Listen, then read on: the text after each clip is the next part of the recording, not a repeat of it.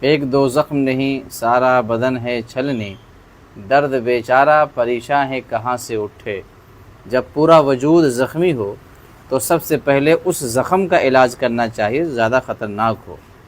بہرحال علاج تو سارے زخموں کا کرنا ہے، مگر سب سے پہلے ترجیح اس زخم کو دینا ہے جو سب سے زیادہ گہرا ہو۔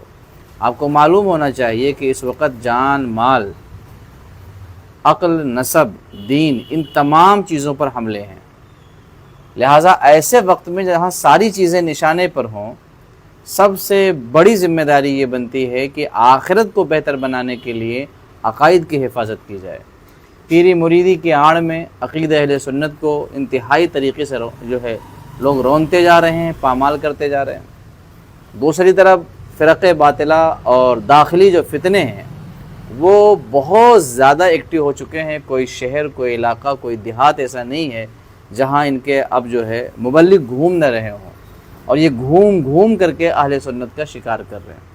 اہل سنت کے جوان، بالخصوص نوجوان جو ہیں، بڑی تیزی کے ساتھ غیروں کے شکار ہو رہے ہیں۔ اگر آپ جائزہ لیں تو آپ کو معلوم پڑے گا کہ جو ہمارے نوجوان ہیں نا، وہ چند معمولات کے سوا ان کے خیالات غیروں کے خیالات کی طرح ہیں۔ مثلا کچھ لوگ غیر مقلدین کی طرف جا رہے ہیں، کچھ دیابنا کی طرف، کچھ تبلیغی جماعت کی طرف۔ اب تو قادیانیوں نے اپنے مرکز کھول دیے ہیں جگہ جگہ، اس طرف بھی جا رہے ہیں۔ کچھ ملحد ہوتے جا رہے ہیں، ناستک بنتے جا رہے ہیں، اور کچھ تو معاذ اللہ صدوار معاذ اللہ برائے نام مسلمان ہیں۔ ایسے وقت میں ایمان و عقیدے کے حفاظت کی ذمہ داری مزید بڑھ جاتی ہے۔ لہٰذا یہ یاد رکھیں کہ ہمارے گردنوں پر اور ہمارے کاندھوں پر جو ذمہ داریاں رکھی گئی ہیں اسلام کی نشر و اشاعت کی، ازالہ شبہات کی، اگر ہم نے اسے کما حقہ ادا نہ کیا اور اسے لوگوں تک نہ پہنچایا، ازالہ شبہات نہ کیا، تو ہم بہت بڑے مجرم ہوں گے۔ میں جانتا ہوں کہ آپ غور کرتے ہوں گے کہ ایسا کرنے سے بڑے مصائب آئیں گے، مشکلات آئیں گے۔ صحیح سوچا آپ نے۔ انبیاء کرام علیہم الصلاۃ والسلام جب اپنی قوم کو دعوت دیتے تو انہیں مشکلات سے گزرنا پڑتا، آزمائشوں سے گزرنا پڑتا۔ ایک بار میں وہ لوگ مانتے نہیں تھے، نہ جانے کئی سال تک وہ دعوت دیتے رہتے تھے، کیونکہ اللہ کا حکم تھا کہ وہ دعوت دیں۔ ماننا نہ ماننا یہ ان کا معاملہ ہے۔ اب انبیاء کرام تو نہیں آئیں گے، رسول اللہ آخری پیغمبر ہیں، آخری نبی ہیں، آخری رسول ہیں، مگر یہ دعوت و تبلیغ کا جو ذمہ داری ہے وہ علماء کے سروں پہ ہے۔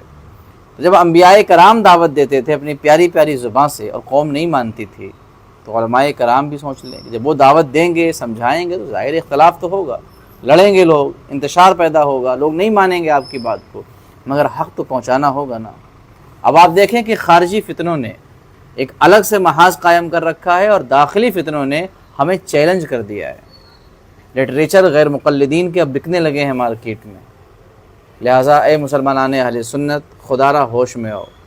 معمولات اہل سنت کو ہی ضروریات اہل سنت نہ سمجھو۔ عقائد و نظریات کی حفاظت از حد ضروری ہے، بلکہ حالات تو ایسے بنتے جا رہے ہیں کہ مراسم اہل سنت پر جو مال خرچ کیا جا رہا ہے اسے روک کر کے ضروریات اہل سنت پر صرف کیا جانا چاہیے۔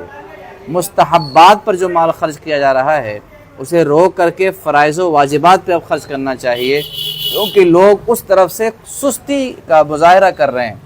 فرائض و واجبات پر لوگوں کی توجہ بالکل نہیں ہے، اور مستحبات و مباح میں لوگ جو ہے خوب خرچ کرتے ہیں۔ آپ ہی دیکھ لیجئے، اگر آج آپ کسی کتاب کی اشاعت کے لیے لوگوں سے کچھ طلب کریں، نہیں دیں گے۔ کسی اللہ کے ولی کا عرس ہو، اس بزرگ کے نام پر کوئی کتاب ہو، اسے آپ نشر کریں، تشہیر کریں، اسے بیچیں، نہیں لیں گے، مگر ان کے نام پر لاکھوں کا لنگر بنا دیں گے، لاکھوں روپے کی جو ہے چادریں ڈال دیں گے۔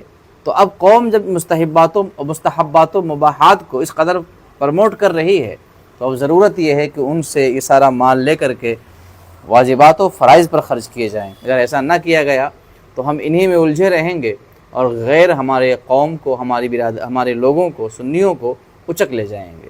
نوجوانوں، خدا را آنکھیں کھولو اور دیکھو کہ تمہارے دائیں اور بائیں روافظ، خوارج، دیابنا، وہابیہ اور غیر مقلدین کے علاوہ ساتھ ہی ساتھ یہ قادیانی، اور اس کے بعد گوہر شاہی فتنہ اور جعلی باباؤں کا فتنہ اور تصوف کے نام پر زندیقیت اور الحاد و بے دینی تمہارے گھروں تک پہنچ چکی ہے۔ اگر اب بھی آنکھیں نہ کھولے تو کل بروز قیامت آپ خود اس بات کو دیکھیں گے اور شرمندہ ہوں گے۔